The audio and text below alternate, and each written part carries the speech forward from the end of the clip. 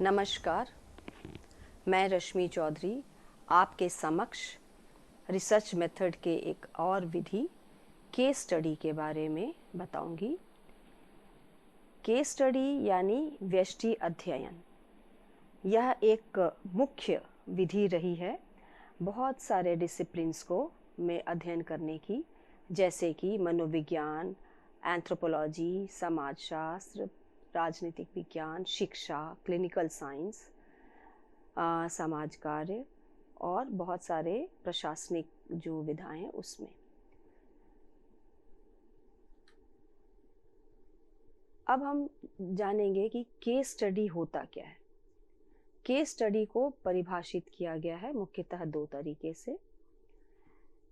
एक परिभाषा ऐसी है कि जो कि ऑब्जेक्ट या फेनोमेनन है वो कितना परिबद्ध है, परिसीमित है, उसके आधार पर यह परिभाषा स्टेक ने दी थी 1993 में। और दूसरी परिभाषा जो है वो युन महोदय के द्वारा 2002 में दी गई थी। और इस परिभाषा में मेथड्स ऑफ इंक्वायरी क्या है, यानी अनुसंधान की विधियां क्या हैं, क्या उपयोग की जा रही हैं, इसके आधार पर व्यष्टि अध्ययन को परिभाषित किया गया था। तो परिभाषा का जो पहली परिभाषा है वो है कि परिसीमित परिबद्ध व्यवस्था का अध्ययन, और दूसरी परिभाषा है जो कि यिन की है, अनुसंधान की विधियां क्या उपयोग की जा रही हैं उसके आधार पर। तो यह इस यिन के परिभाषा में उसमें एक विशिष्ट तरीका है प्रदत्त संकलन का, और उसके संगठन का, ऑर्गेनाइजेशन का और उसके विश्लेषण का। तो इस तरीके से यह यिन की परिभाषा है। यिन की परिभाषा थोड़ा सा उसमें मात्रात्मक पुट आता है, और जो स्टेक की परिभाषा है उसमें गुणात्मक पुट आता है। जब हम परिसीमन की बात करते हैं, पहली जो परिभाषा जो दी गई है उसमें परिबद्ध किस तरीके से किया गया है, तो जो परिसीमन है वो दो तरीके से हो सकता है, समय काल के अनुसार और दूसरा स्थान विशेष के अनुसार। समय काल के अनुसार उदाहरण है कि जब हम किसी एक साल में और या कई वर्षों में या कुछ माह के बीच के कुछ अध्ययन करें तो वह समय के काल के अनुसार परिसीमन होगा। इसमें जैसे कि यदि हमें कुछ गतिविधियों का अध्ययन करना है जो विश्वविद्यालय में चल रही हैं, और ये जब से राष्ट्रीय नीति लागू हो गई है 2020 की, तब से जो यहाँ पर चल रहा है गतिविधियाँ, उसमें किस तरीके से इम्प्लीमेंटेशन हुआ है नीति की पॉलिसी का, और क्या क्या वहाँ पे प्लानिंग हुई है और किस तरीके से इसका क्रियान्वयन हो रहा है। तो इनका ये पहला साल है, तो हम लोग इसको भी एक केस के रूप में अध्ययन कर सकते हैं कि यहाँ पर इस वर्ष में क्या क्या चीज़ें हुई हैं, जब से ये लागू हुआ है तब से हमारे विश्वविद्यालय में क्या क्या काम हुआ है। इस तरीके से हम किसी विद्यालय का भी अध्ययन कर सकते हैं, किसी दौरान, किसी वर्ष में किस तरीके से हुआ है। इसी तरीके से हम जब स्थान की बात करते हैं तो स्थान के कारण भी हम परिसीमन कर लेते हैं, बाउंड्री। जैसे कि हम केवल प्राथमिक विद्यालय जो काशी में अवस्थित हैं, जो सरकारी विद्यालय हैं, उनका अध्ययन, उसमें भी वो विद्यालय जो कि किसी एक विशेष क्षेत्र में है, तो हम इस तरीके से स्थान के अनुसार इसका हम परिसीमन कर लेते हैं।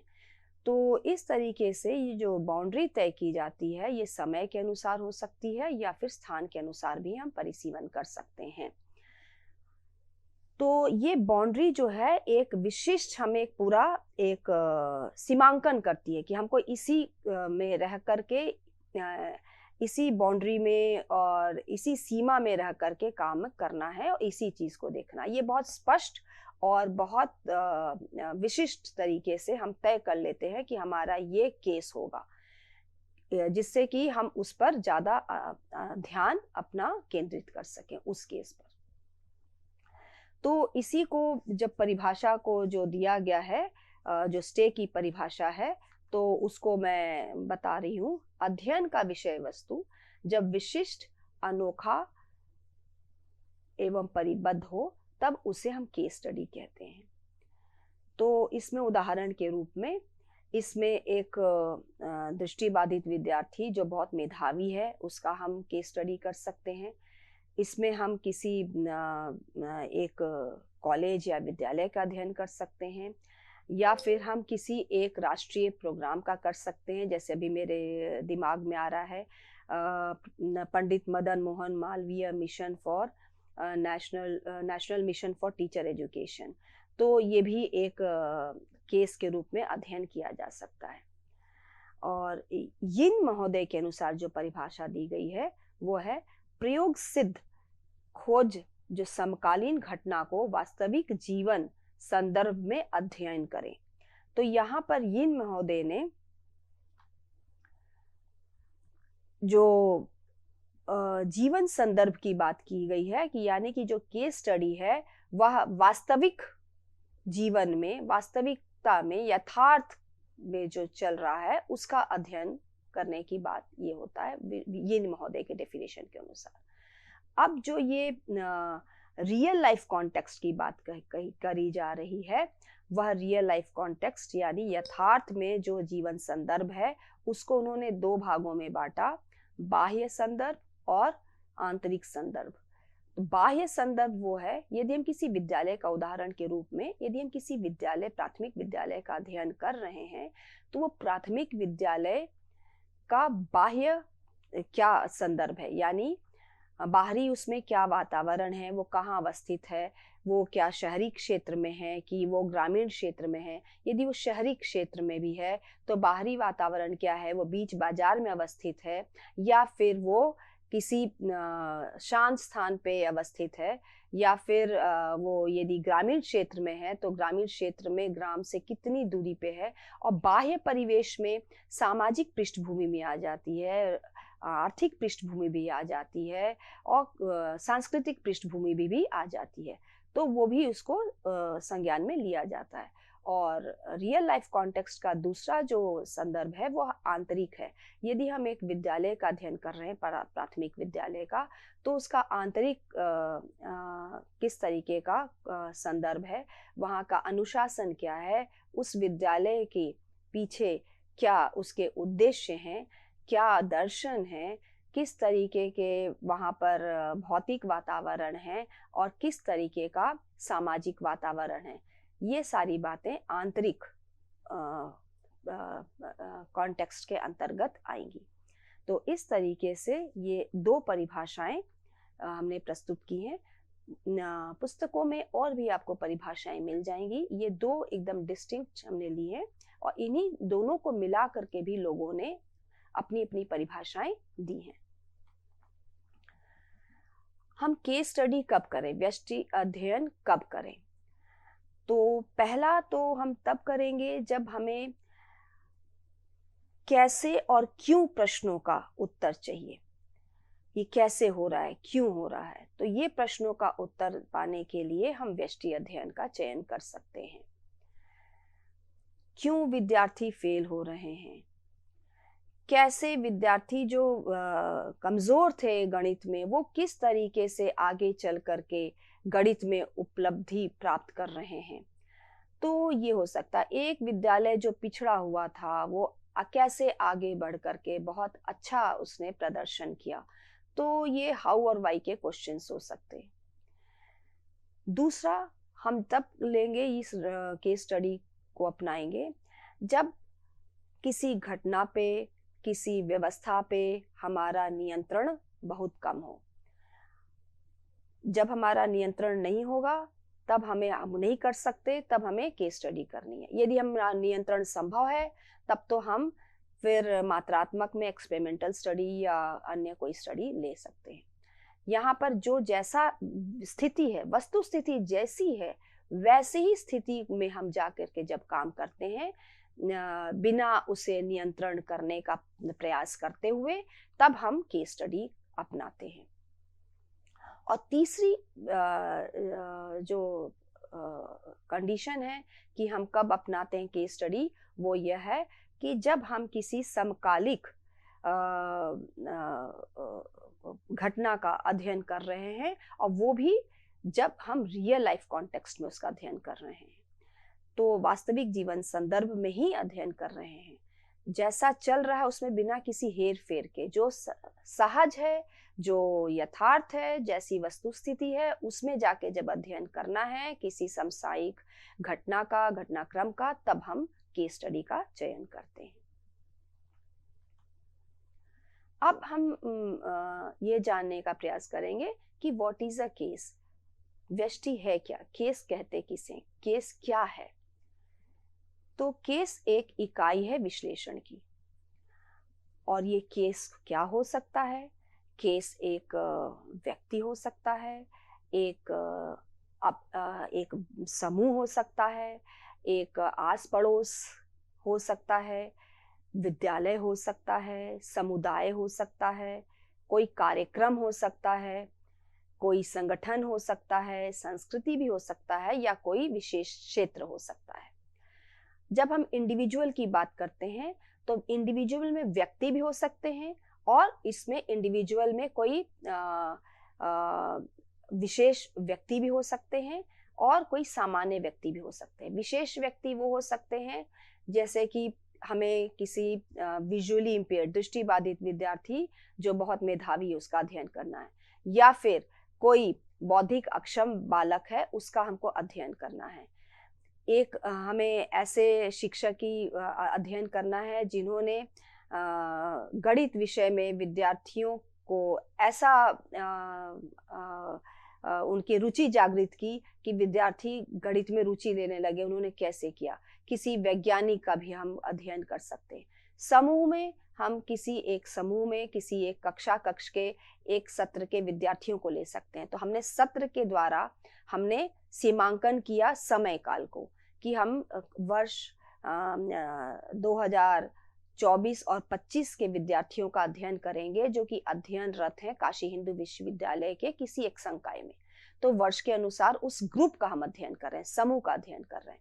और हमने यदि स्थान के साथ भी कर दिया तो हमने काशी हिंदू विश्वविद्यालय भी बता दिया है, और उसके किसी एक संकाय, विज्ञान संकाय दिन दिए, तो हमने समय और स्थान दोनों ही यहाँ पे कर दिया। तो ये ग्रुप का भी अध्ययन हो सकता है, यह एक किसी विद्यालय का अध्ययन हो सकता है। कम्युनिटी कोई समुदाय हो सकता है, वो समुदाय हो सकता है कि आदिवासी समुदाय हो, या फिर कोई अन्य समुदाय भी हम ले सकते हैं। विभिन्न प्रकार के प्रोग्राम हैं। आजकल हमारे विश्वविद्यालय में फ्लाई प्रोग्राम चल रहा है, लीडरशिप प्रोग्राम, तो इसका भी अध्ययन किया जा सकता है। या फिर बहुत सारे ऐसे सरकारी कार्यक्रम चलाए जाते हैं, मिड डे मील प्रोग्राम, मध्याह्न योजना कार्यक्रम चल रहा है, वो भी एक अध्ययन का विषय वस्तु हो सकता है। किसी संगठन का हो सकता है, वो संगठन हमारे कोई सरकारी संगठन हो सकते हैं, वो राजनीतिक संगठन भी हो सकते हैं, या शैक्षिक संगठन भी हो सकते हैं, संस्थाएं हो सकती हैं। इसी तरीके से कोई संस्कृति हमें अध्ययन करना है किसी की, या वो आदिवासी संस्कृति हो, या फिर कोई आजकल के मॉडर्न में अर्बन कल्चर क्या हो गया है वो हम देखना चाहें तो वो, या कोई क्षेत्र हो सकता है। केस वो है जो कि एक वस्तु हो सकता है, कोई प्रक्रिया हो सकती है, कोई व्यवस्था हो सकता है जो कि एक विशिष्ट है, और अपने आप में कहीं ना कहीं वो परिबद्ध है, परिसीमित है, जिससे कि हम विशेष रूप से उसी का अध्ययन करें, हम लीक से न हट जाएं। जब ये परिबद्ध होता है, विशिष्ट होता है, तब हमें पता होता है कि इसी का अध्ययन हमें करना है, इससे इधर उधर हमें नहीं जाना है। और हमें स्पष्ट होता है कि हम जब काम करें तो हम इसी विषय वस्तु पे, और या इसी प्रक्रिया पे, और इसी व्यवस्था पे हम लगे रहें, टिके रहें, हम इससे अलग दूर न जाएं।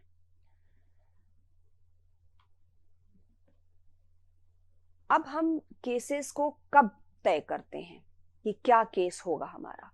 तो जब हम डिजाइन के स्टेज में होते हैं, चरण में होते हैं, तभी हम तय करते हैं कि केस हमारे क्या होंगे। इससे क्या होता है कि हम थोड़ा सा अपने लक्ष्य, हमारा एम जो है, हमारा एक केस जब तय हो जाता है तो उसके अनुरूप हम तैयारी करते हैं। कभी कभी ऐसा भी होता है कि हम तय तो कर लेते हैं कि हमारा ये केस क्या होगा, लेकिन उसके बाद फिर कुछ नई इकाइयां भी हम उसमें जोड़ लेते हैं। या फिर ऐसा भी होता है कि हम केस को और संकुचित कर लेते हैं। जैसे कि हम ये एक विद्यालय का अध्ययन करने जा रहे हैं, तो हम या तो हमने सोचा कि हम संपूर्ण विद्यालय का अध्ययन करेंगे। उसमें विद्यालय का वातावरण, विद्यालय की विभिन्न जो कक्षाएं हैं, यदि हम ले रहे हैं माध्यमिक विद्यालय, तो उसकी जितनी कक्षाएं हैं वो सारी कक्षाएं भी लेंगे। हम वहाँ के जो टीचर्स हैं उनका भी लेंगे, वहाँ के जो प्रिंसिपल हैं उनका भी लेंगे, और तमाम चीजें उससे संबंधित, उस विद्यालय से संबंधित जितनी बातें हो सकती है उसके बारे में गहनता पूर्वक अध्ययन करेंगे, एक डिटेल विस्तृत अध्ययन करेंगे। तो ये अध्ययन के दौरान लगता है कि इस केस में एक बहुत एक अच्छी चीज जो देखने को मिल रही है, वहां पर विद्यार्थियों और शिक्षकों का संबंध, या फिर हम देख सकते हैं कि वहां का प्रशासन ऐसा है कि जहां पर कि बड़े सुगमता से सारे कार्य हो रहे हैं, और विद्यार्थी और शिक्षक और कर्मचारी और सभी बड़े सहज भाव से काम कर रहे हैं बिना किसी तनाव के। तो वहां पर हो सकता है कि वहां के विद्यालय के प्रशासनिक व्यवस्था का हम ज्यादा अध्ययन करने लग जाएं। तो हम फिर वो डिलिमिट कर लेते हैं, फिर हम कहते हैं इस विद्यालय की प्रशासनिक, तो हमने क्या किया, लिया तो था विद्यालय, लेकिन विद्यालय के जो अच्छी उपलब्धियां हो रही हैं वो किसी यदि वो प्रशासनिक व्यवस्था के कारण हो रही हैं तो हम उस पर ज्यादा फोकस कर सकते हैं, तो हमारा वो नैरो डाउन हो गया, थोड़ा सा वो और संकुचित हो गया, हम उसको अध्ययन कर रहे हैं। तो इस तरीके से हम जब केस तैयार करते हैं तो वो हो सकता है संकुचित भी हो या फिर और विस्तृत हो जाए। हो सकता है कि हम किसी एक कक्षा को लेके चले हों कि हम कक्षा 8वीं के विद्यार्थियों को अध्ययन करेंगे कि कैसा हो रहा है, क्लास में क्या गतिविधियां चल रही हैं, और 8वीं के विद्यार्थी उससे कितने लाभान्वित हो रहे हैं, और किस तरीके से वहां समावेशन की प्रक्रिया चल रही है, सारी की चीजें। हो सकता है कि 8वीं की कक्षा के साथ साथ हमें लगे कि हम इसको और विस्तृत करें, तो हम उसको और विस्तार दे सकते हैं। तो इस तरीके से कभी कभी हम 8वीं के साथ साथ, हो सकता है यही विद्यार्थी जब 9वीं में गए तो हम वहां भी एक थोड़ा और अध्ययन करें, तो या 9वीं के विद्यार्थियों को अलग से 8वीं भी लिया, तो हमने 9वीं भी लिया और 7वीं भी ले लिया। तो इस तरीके से हमारे न्यू यूनिट्स या नई इकाइयां भी वहां पे हम ले सकते हैं।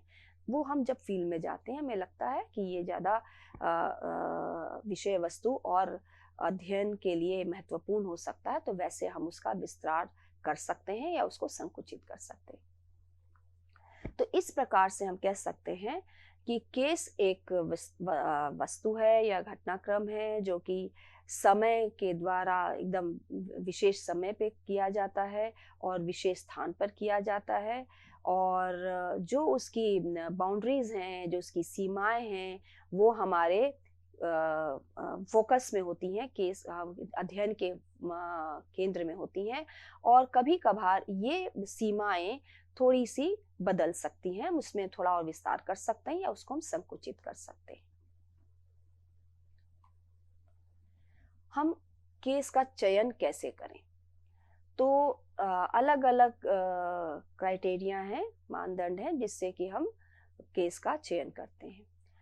तो इसमें एक तरीका तो ये है कि हम केस को चयन करें कि वो इस आधार पर कि वो यूनिक या एक्सट्रीम केस है, वो क्रिटिकल केस है या रिप्रेजेंटेटिव और टिपिकल केस है। तो यूनिक केस या अनोखा केस एकदम, तो ये केस क्या होगा, ये अनूठा और यूनिक केस का हम चयन जब करते हैं तो हम देखते हैं कि जो सामान्य से हटकर है, वो लीक से हट करके है, तो ऐसे केस का हम चयन करते हैं। तो वो ऐसे केसेस को चयन करने के लिए हम लोग देखते हैं कि जो विद्यार्थी विजुअली इम्पेयर्ड है, दृष्टिबाधित है, परंतु उसमें बहुत अधिक प्रतिभा है, तो ये एक यूनिक केस हो सकता है। एक यूनिक केस का अध्ययन जैसे फिजिकल एजुकेशन में हो सकता है, वो है कि अरुणिमा सिन्हा का नाम सुना होगा, उनके दोनों पैर कट गए लेकिन फिर भी उन्होंने माउंट एवरेस्ट पे फतह की। तो वो क्या जिजीविषा थी उनमें, उस केस को हम अध्ययन कर सकते हैं जो बहुत ही यूनिक और क्रिटिकल केस हो। कोई ऐसा विद्यालय जो हमेशा बहुत अच्छा प्रदर्शन करता आ रहा है, वो भी एक यूनिक केस हो सकता है। तो इस तरीके से जो अनोखा हो, अनूठा हो, एक ऐसा विद्यालय जहाँ पे सभी विद्यार्थी प्रगतिशील हैं और उनकी उपलब्धियां ऐसी हैं कि स्कूल उनके उपलब्धियों से जाना जा रहा है, तो उसकी क्या विशेषता है, क्या है, उसको गहराई से अध्ययन किया जा सकता है। इसी तरीके से फिर क्रिटिकल केस है या क्रांतिक या सीमांतरिक केस है। तो ये सीमांतरिक केस वो होते हैं जिनका हम अध्ययन यदि हम करें तो उससे हम जान सकते हैं कि ये केस से हम दूसरे पे किस तरीके से वो लागू होगा। जैसे कि एक क्रिटिकल केस का उदाहरण है कि हमने यदि कोई प्रोग्राम या कुछ बनाया है और हम सोच रहे हैं कि वो पढ़े लिखे लोग उससे लाभान्वित होंगे, लेकिन पढ़े लिखे लोग यदि उससे लाभान्वित नहीं हो पा रहे हैं और उन्हें वो समझ में नहीं आ रहा है, तब तो ये हम जान सकते हैं कि जब पढ़े लिखे लोग इस जो कार्यक्रम बनाया गया है उनके लिए जो बातें रखी गई हैं प्रोग्राम में वो उन्हें स्पष्ट नहीं हो रही हैं, तो फिर जो कम पढ़े लिखे लोग हैं उन पर भी ये लागू नहीं हो सकता। तो इस तरीके से हम क्रिटिकल केस की इस पे यदि लागू हो सकता है तो दूसरों पे भी लागू होगा इस तरीके से। तो थोड़ी थोड़ी यहाँ पर एक केस से हम दूसरे केस में कितना वो सामान्यीकरण होगा इसका भी हम अध्ययन इसमें संभव है। और तीसरा जो है कि वो केस कितना रिप्रेजेंटेटिव है, प्रतिनिधित्व करता है। उदाहरण के लिए कि हमारे सरकारी प्राथमिक विद्यालय जो है तो शहर क्षेत्र में, तो उसमें जो एक सामान्य सरकारी विद्यालय है उसका हम चयन कर सकते हैं और उसका हम अध्ययन कर सकते हैं पूरा। तो हम उसका अध्ययन करके जान सकते हैं कि उसके क्या मुद्दे हैं, क्या समस्याएं हैं वहाँ पर। तो एक प्राथमिक विद्यालय का अध्ययन करके उस शहरी क्षेत्र के हम जान सकते हैं कि इस विद्यालय में क्या कठिनाइयां हैं, क्या समस्याएं हैं और उन समस्याओं से हम कैसे हम उनको समाधान कर सकते हैं। तो इस तरीके से यानी कि इस विद्यालय में जो कठिनाइयां हैं, समस्याएं हैं, वो दूसरे प्रतिनिधित्व चूंकि कर रहा है तो उस दूसरे प्राथमिक विद्यालय उस शहर के जो है उनमें भी यही समस्याएं होंगी। तो इस तरीके से हम एक रिप्रेजेंटेटिव या टिपिकल केस का भी अध्ययन कर सकते हैं। इस रिप्रेजेंटेटिव और टिपिकल केस को लेकिन स्टेक ने नकारा था कि उन्होंने कहा था कि ये बहुत ही अनरियलिस्टिक है और अनअचीवेबल है, तो एक सिंगल केस के रूप में। तो इसलिए कुछ लोग इसे स्वीकार करते हैं और रिप्रेजेंटेटिव केस को कुछ लोग अस्वीकार कर देते हैं। स्टेक ने अन्य क्राइटेरिया भी दिए कि हम क्या क्या जब हम व्यष्टि का चयन करें तो और क्या क्या बातें ध्यान में रखनी चाहिए, कौन से मापदंड हो सकते हैं। तो पहली चीज एक्सेसिबल, केस तक पहुंच होनी चाहिए। हमने केस ऐसा चयन कर लिया कि हमारे वहां तक पहुंच ही नहीं है तो बहुत कठिनाई आएगी, या आपको वहां पर अध्ययन करने का अवसर ही न दिया जाए, तो इसलिए एक्सेसिबिलिटी देख ली जाती है। कभी कभी हम लोग चाहते हैं कि हम किसी विद्यालय में जाएं लेकिन वहाँ के प्रशासन वो आपको परमिशन नहीं देते कि आप वहाँ पर के जा कर के अध्ययन करें। तो वो कितना एक्सेसिबल है, कोई संगठन है आप चाहते हैं कि उसका अध्ययन करें, तो हो सकता है कि वहाँ पर आपको प्रवेश ही ना मिले। तो पहुँच कितनी है केस तक, ये भी आवश्यक है जानना कि हम यहाँ तक पहुँच है कि नहीं, हम उस पर अध्ययन कर सकते हैं कि नहीं। दूसरी चीज है कि विलिंगनेस टू पार्टिसिपेट। वहां पर जिसका आप चयन करने जा रहे हैं केस का, तो वो वहाँ के जो व्यक्ति हैं या लोग हैं या समूह हैं या समुदाय हैं, क्या वो सहभागी होने के लिए तैयार हैं? आपके अध्ययन में वो आपको साथ देंगे? उन्हीं का जब अध्ययन कर रहे हैं तो क्या वो आप उन पर अध्ययन कर सकते हैं? तो ये इसलिए है कि वो उनकी यदि इच्छा नहीं है तो आप उस पर जबरन काम नहीं कर सकते। तीसरी चीज है intrinsic interest in the case. आप केस में कितना आंतरिक रुचि है, ये भी महत्व रखता है, क्योंकि एक यदि शोधकर्ता की रुचि यदि अपनी रुचि नहीं होगी तो शोध थोड़ा सा बोझ हो जाता है। तो इस तरीके से ये 3 और कंडीशन स्टेक ने दी कि हम किस तरीके से केस का चयन कर सकते हैं। अब हम यूनिक केस के बारे में फिर से यहाँ पे चर्चा करेंगे। जैसे हमने भी बता दिया है कि इसका उद्देश्य होता है कि हम जो असामान्य कुछ मैनिफेस्टेशंस हैं उससे हम बहुत कुछ सीख सकते हैं। हमारे पास सीमित पैसे होते हैं, सीमित समय होता है, सीमित संसाधन होते हैं और एक या 2 उदाहरण से हम बहुत जो खराब कार्यक्रम चल रहे हैं या चलाए जा रहे हैं या बहुत ही अच्छे प्रदर्शन हो रहे हैं किसी कार्यक्रम के द्वारा, तो हम ये दोनों का अध्ययन कर सकते हैं। तो हम एक्सट्रीम केस को लेकर के किसी एक इकाई को लेकर के ही हम प्रोग्राम के बारे में निर्णय ले सकते हैं कि ये बहुत खराब प्रोग्राम है या फिर अच्छा प्रोग्राम चल रहा है। इसमें एग्जाम्पल्स हो सकते हैं कि जैसे कि कक्षा में जो विद्यार्थी बहुत टॉपर रहा है या फिर एक ड्रॉप आउट रहा है या फिर किसी विद्यालय का हमने बताया था कि प्रदर्शन बहुत अच्छा है या कोई विद्यालय हमेशा असफल रहा है विद्यार्थियों के उपलब्धि के रूप में हम देखें तो माध्यमिक परीक्षा में वो हमेशा विद्यार्थी असफल रहे, अधिकांश विद्यार्थी वहाँ पे असफल ही रहे।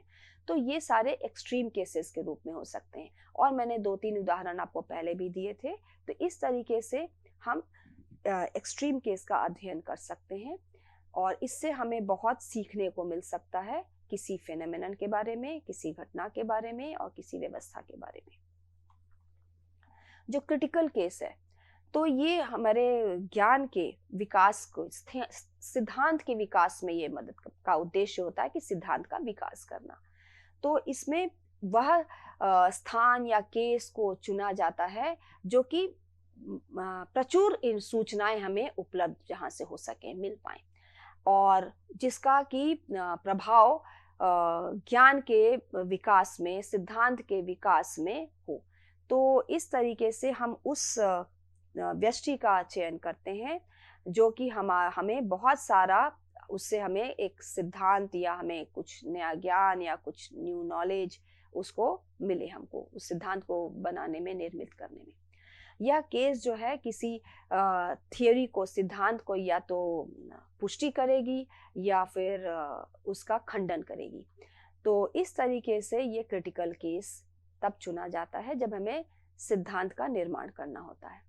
यह क्रिटिकल केस अध्ययन जब हम करेंगे तो इससे संभव है कि हम तार्किक सामान्यीकरण कर सकें और इसका उपयोग, इसका एप्लीकेशन जो है ये लागू हो सकता है अन्य केसेस पे भी। तो इस तरीके से जब हम चाहते हैं कि इसका अध्ययन करें और ये अध्ययन करने का पीछे विषय उद्देश्य होता है कि दूसरे ऐसे ही केसेस पे क्या ये लागू होगा, तो ऐसे में हम क्रिटिकल केस अध्ययन का चयन करते हैं। यदि हम जानते हैं कि यह केस जब इसका अध्ययन कर रहे हैं तो यदि सत्य है इस केस के बारे में, तो यही दूसरे केस के लिए भी, दूसरे इसी के समान केसेस के लिए भी ये सत्य होगा। तो इस तरीके से हमने जैसे उदाहरण दिया था कि कोई एक समस्या पढ़े लिखे लोगों को आ रही है, कोई नियमावली बनी है, उसको समझने में जब पढ़े लिखों को समझ में नहीं आ रही है वो नियमावली, तब फिर वो दूसरे लोगों को कितनी कठिनाई आएगी।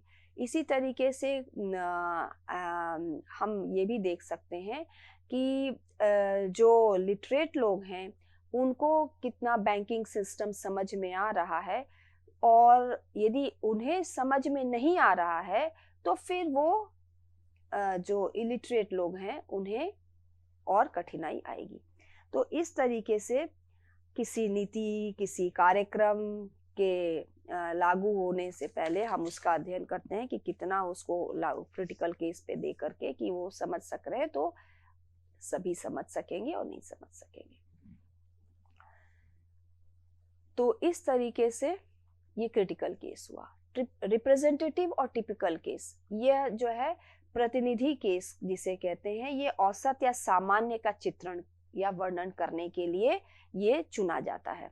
इसका उद्देश्य है कि हम जो औसत जो या सामान्य जो व्यष्टि हैं उसका हम वर्णन करें। तो इसमें प्रत्येक दिन की परिस्थिति का वर्णन किया जा सकता है। वो विद्यालय की प्रत्येक दिन की दिनचर्या क्या है विद्यालय में, या किसी परिवार की या समुदाय की, तो वो जो है हम उसका जो रिप्रेजेंट कर रहा है। एक बनारस शहर के हमें किसी एक मोहल्ले का देखें कि वहाँ की दिनचर्या कैसी है, जो हमारे